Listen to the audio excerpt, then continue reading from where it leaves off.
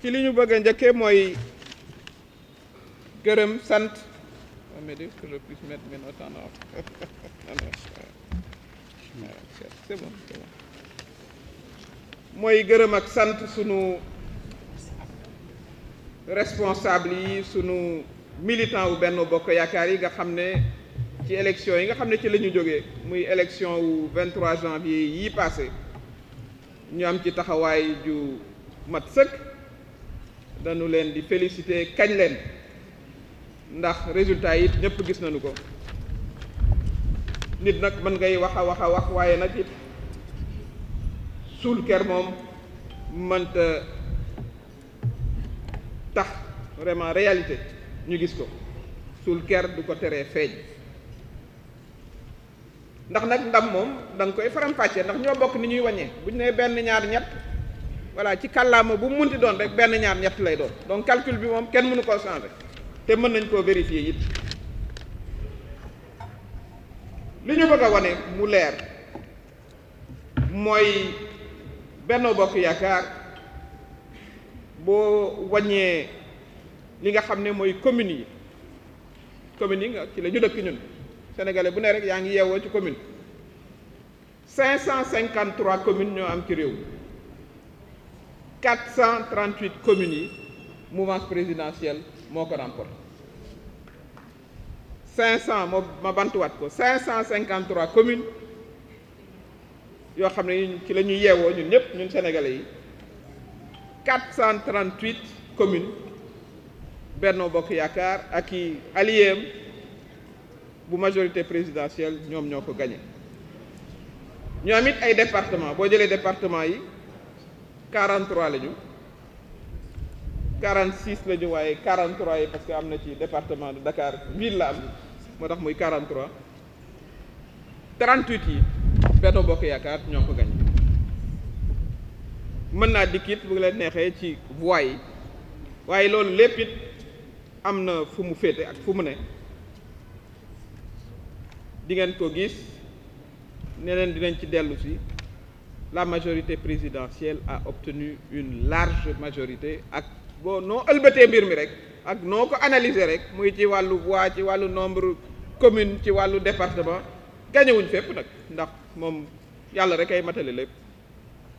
te ñi fi nga xam ne gañewuñ ko it sunu responsable yi xeex nañu fa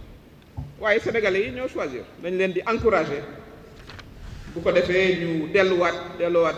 buum ca mboy ga pour que élection yi ñu jëm foofu ñu am fa ndam lii nag mooy li am nit nag mën ngaa wax a wax ba defee ne mën ngaa fexe ba jant bi du feeñ waaye loolu mënta nekk moo tax ñuy woo sunu responsable yi góor jigéen mag ndaw sage yi nga xam ne yi ñoom la ñu bokkal coalition bi pour que ñu fexe doonaat benn doonoon nañ ko waaye yokk unité bi ci sunu biir jamono ji ñu wax am nañ plus de 130 responsables yu kawe yoo xam ne yi sunu président coalition président Macky Sall yónni na leen ci biir réew mi ñu ngi waxtaan ak suñuy responsable pour fexe vraiment ñu gën a doon benn bu ko defee ñu gën a am unité ni ma ko waxee pour fa ñu jëm ci élection législative fi ñu toll nii sax bëri na suñu ay responsable yoo xam ne yi ci yeneen i liste lañ demee woon doon maire ñu ci bëri ñu ngi dellu siwaat fi nga xam ne mooy seen kër fa lañ bawoo woon muy Benno Bokk Yaakaar kon loolu dañuy encourager vraiment suñu responsable yépp nu fexe ba li nga xam ne mooy intérêt suñu coalition ñu jiital ko bu ko defee suñu unité ñu gën koo renforcer bu boobaa résultat yi nga xam ne am nañ ko ci élection municipalité mu leer nañ ne résultat yu positif la ñu gën koo gën a yokk li suñu ancrage ci biir réew mi li nu gis nag jamono yi mooy opposition boo xam ne bi xëy na parce que lépp it ci politique rek la ñu ko wéer bëgg na nu wax yoo xam ne yi méngoowul ak li am indi yeneen i voilà problème jaxase xelu sénégalais yi waaye sénégalais yi ay borom xel lañu xam nañ ne sunu démocratie bi démocratie bu dëgër la démocratie boo xam ne këf yóbbuwu ko ndax nit ñi dañuy yeewu voilà di déglu rajo di seetlu nit ñi ku ci ne ñuy déglu sa discours bu ko defee bu élection jotee ñu xëy dem wote ji loolu nag moo fiy continuer am fii ci Sénégal incha allah te am nañu yaakaar bi bu nu continuer waxtaan ak sénégalais yi yokk suñu communication gën koo leeral waxtaan ak xale yi jigéen ñi ndaw ñi ma taxaw ci ndaw ñi damay fàttali ne président de la république 58% ak lu ko ëpp la am plus de 58% ci élection présidentielle yi ñu jóge bu fekkee ne Sénégal dëkku ndaw la boo jëlee téeméeru xale juróom-ñaar fukki boo dee jëlee téeméeru sénégalais juróom-ñaar fukki yeeg juróom 75% amuñu fanweeri at ak juróom ma gën koo bantuwaat 70% population wu Sénégal amuñu 35 ans kon bu président de la république gagné ak 58% loolu mooy majorité des jeunes moom la ñu woteel kon loolu it ñu xam ko bu baax a baax a baax ndax xale yi fi ne yépp suñu ay doom lañu suñu ay jarbaat lañu suñu ay rakk lañu suñu ay sët lañu amut ay un Sénégal de jeunes buy dund fii ak un autre Sénégal buy dund feneen amul ñun ñoo leen bokk njaboote rawatina nag ñun jigéen ñi nga xam ne ñoo leen jur kon ñooñu it dinañu continuer suñu waxtaan ak ñoom wan leen li nga xam ne président def na ko ci liggéey bi mu jagleel xale yi te gis nañu ko muy xëyu ndaw ñi daf ci jël alal bu am bu takku def ko ci ndax xam nañu ne aussi préoccupation la xale yi mën a am liggéey formation bu def ci budget bu am solo waaye aussi infrastructure sportive yi gis nañu stade bu mujj bi nga xam ne bi vraiment suñu fierté la ñun ñëpp ak coupe d'Afrique bi it ndax joueurs yi football nañu da naam waaye aussi gouvernement bi la mu waroon a def na ko ndax boo amee talent it te accompagné wu la loolu du am yooyu yëpp li mu indi mooy climat boo xam ne bii wax dëgg yàlla climat bu bees la te opposition nag xëy na climat bu apaisé jàmm nit ñi seen xol xaw a féex du doon lu leen arrangé waaye nag nañ bàyyi nit ñi aussi féexal seen xol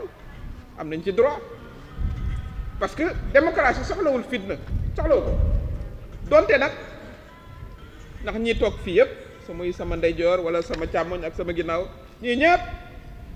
du ma ne ay anciens combattants ay combattants la ñu woon ñu ci bëri dañoo yàgg ci opposition daj ci lu ne am ñoo xam ne dañ leen cee tëj ñii ñuy nangu seen liggéey yàq seen liggéey kon opposition jaaxalu leen donc bu dee ay déclaration tonitruante va-t-en-guerre kooku amul kenn ku mu mën a yëngal ci ñun amul waaye nag dañuy responsable ndax ñun la yàlla dénk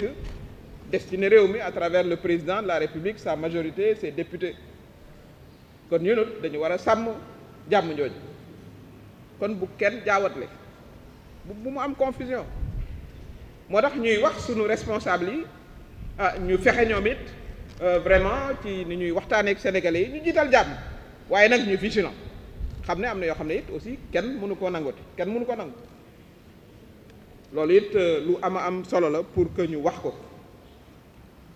dégg nañ ni aussi ñu bëri ci opposition bi ngi ñu naan parrainage du ñu ko nangu et cetera mais ñooñu koy wax ñoom ñoo wuti woon parrainage ci élection présidentielle yi ñi koy wax ñëpp dañoo dajale ji ay parrainage pour nekk ay candidat loolu kay mooy nangu nañ ne loi bi am na loi am nga dem def li loi am ñu nga ñëwaat 2 ans après ne non parrainage du am loolu franchement amul logique boo koy seet rek amul logique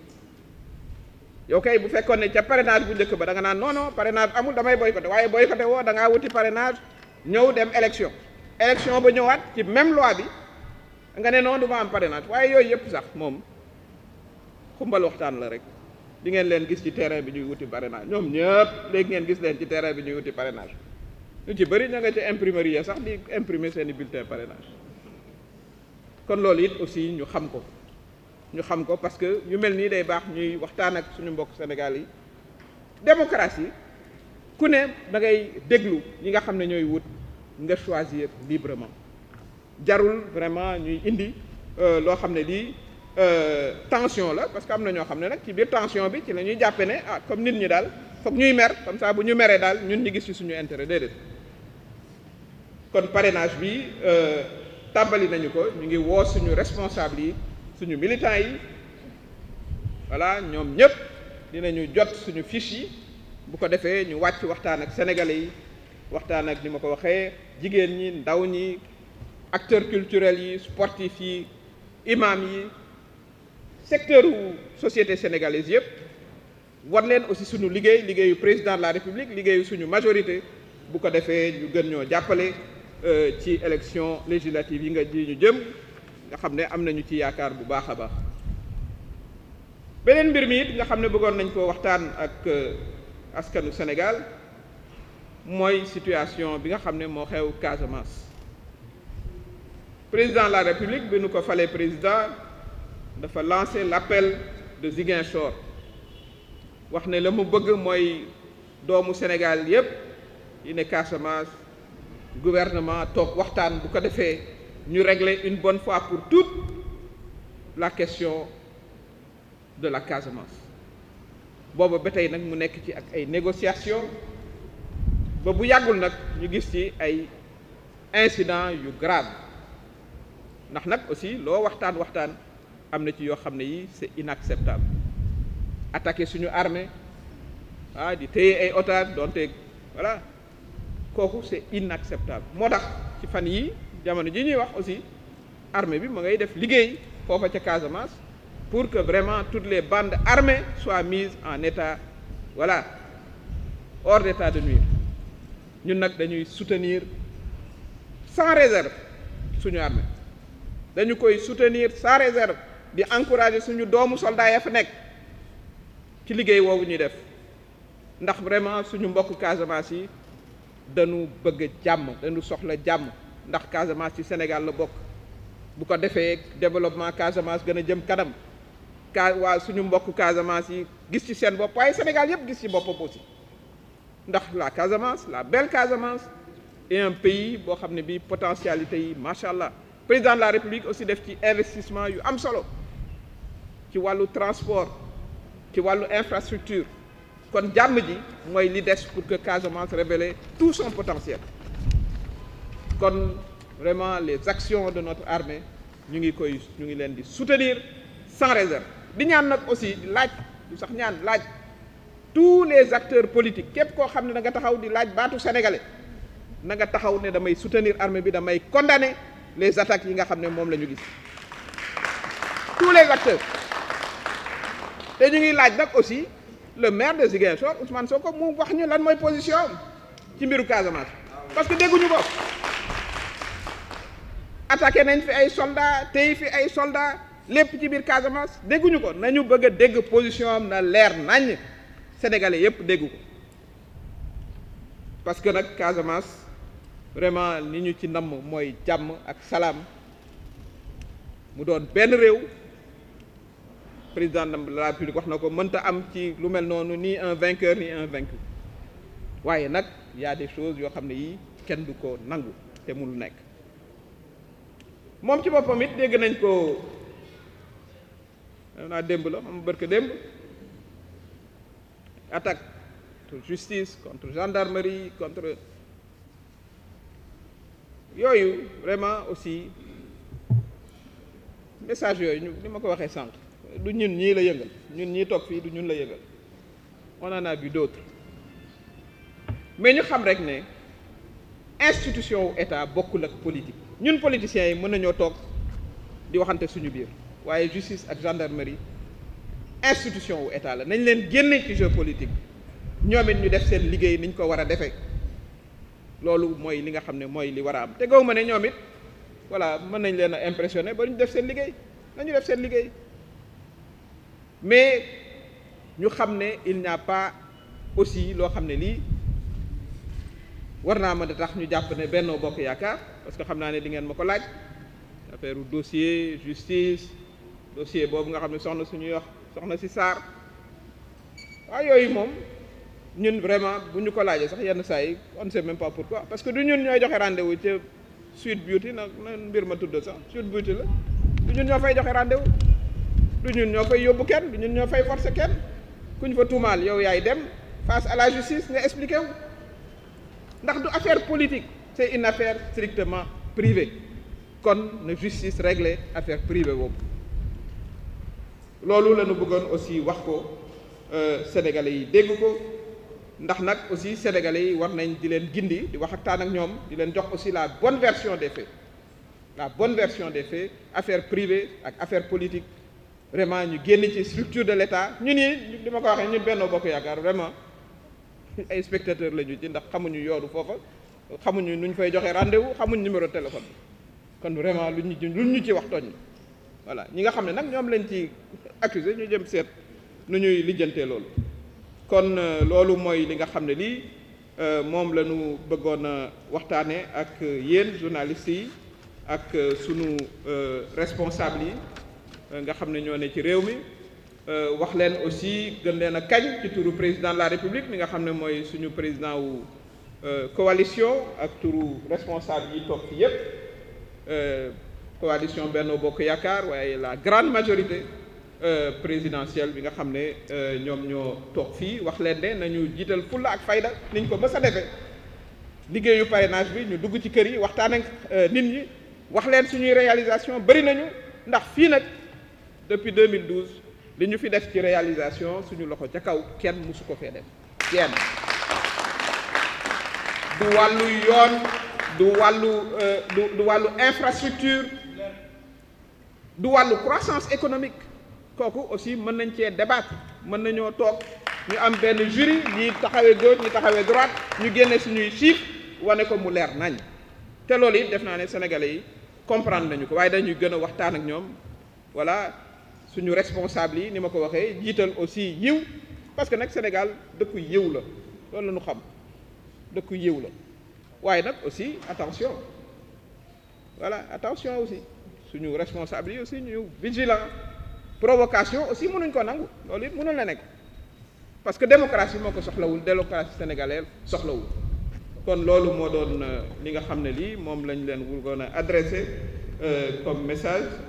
di leen remercier aussi ci seen ñëw ak ci seen patience